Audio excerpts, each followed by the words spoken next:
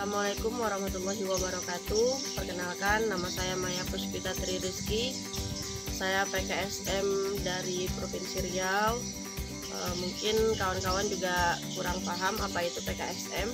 PKSM adalah penyuluh kehutanan swadaya masyarakat. Kami mungkin hampir sama dengan relawan kehutanan, tapi bedanya adalah kami PKSM itu di SK-kan oleh dinas maupun dari Kementerian Kehutanan. Alhamdulillah saat ini saya tahun ke-6 untuk menjadi PKSM di Riau. Mungkin ada sedikit yang harus saya ceritakan kenapa saya menjadi PKSM. Tahun 2013 mulai berkenalan dengan hasil hutan bukan kayu, khususnya madu sialang di Kabupaten Kampar. Jadi dari tahun 2013 kita berkutat dan memulai mencoba mengenal hasil hutan bukan kayu, khususnya mungkin adalah madu hutan, karena madu hutan di Provinsi Riau itu sangat bisa dikategorikan sangat digemari di nasional maupun internasional. Jadi setelah dari tahun 2013 saya mungkin bisa dibilang mulai mempelajari dan mulai mencari ilmu walaupun otodidak untuk bidang kehutanan ini, karena basic saya sebenarnya adalah sastra Indonesia. Jadi masuk ke bidang kehutanan ini saya pribadi mencari ilmu baru sebenarnya. Dan di tahun 2017 saya berjumpa dengan beberapa komunitas dan bertemu langsung dengan Profesor Siti Sama Idrus. Juga ada kawan kita yang dari pecinta alam di Kampar Kiri Hulu. Dan dari situlah saya mulai berkenalan dengan lebah tanpa sengat. Mungkin kalau di Kabupaten Kampar mungkin lebah ini lebih dikenal dengan lebah galo-galo. Kalau kawan-kawan mau memperhatikan, ini jenis lebahnya, salah satu jenis lebah yang ada di perkarangan rumah saya. Ini jenis dari lebah Trigona Trigona itama. Ini adalah lebah yang bisa dibudidayakan atau bisa diternakkan di perkarangan rumah.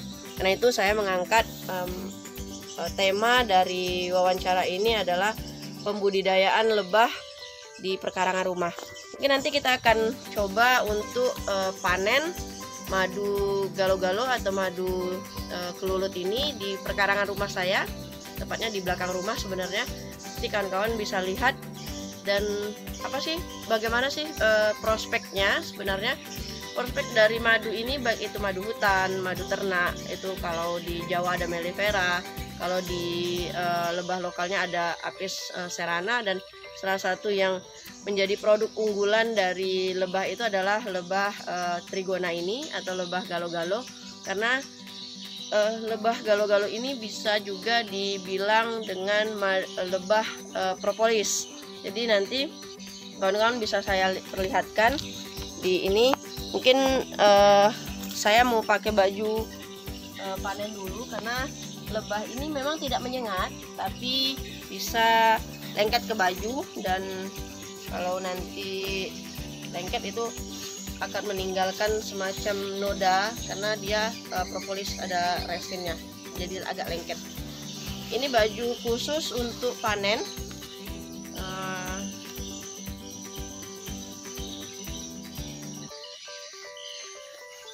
Ini memudahkan kami para pembudidaya untuk panen madu Trigona atau madu galo-galo ini. Ini baru kita panen 2 minggu yang lalu. Jadi kita mau coba panen madu ini. Ini madu galo-galonya atau madu Trigonanya. Ini kita ada alat praktis yang dimodifikasi sebenarnya.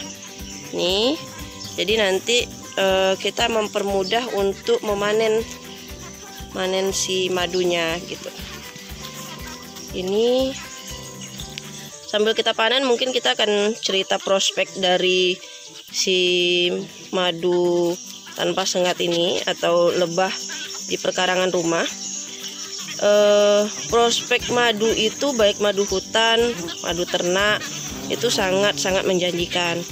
Dan kenapa kami dari PKSM itu sepertinya agak lebih konsen kepada madu, karena kalau kita berbicara tentang madu, kita berbicara tentang lebah, kita akan berbicara tentang menanam. Kita akan menanam, terus kalau kita menanam berarti kita akan menyelamatkan, ya bisa dikategorikan kita menyelamatkan hutan. Oke, ini kita lumayan cukup diserang sepertinya. Nanti ini alatnya tinggal kita pencet aja. Nah, kita buka dulu tutupnya yang seperti ini, karena si propolisnya ini masuk dia ke dalam. Jadi kita coba, kita tekan aja seperti ini. Ini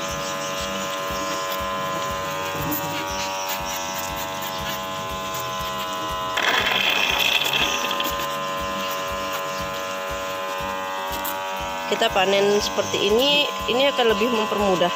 Dan prospek tentang madu itu tidak akan pernah ada habisnya gitu. Jadi kalau kita berbicara tentang madu, terus kewirausahaan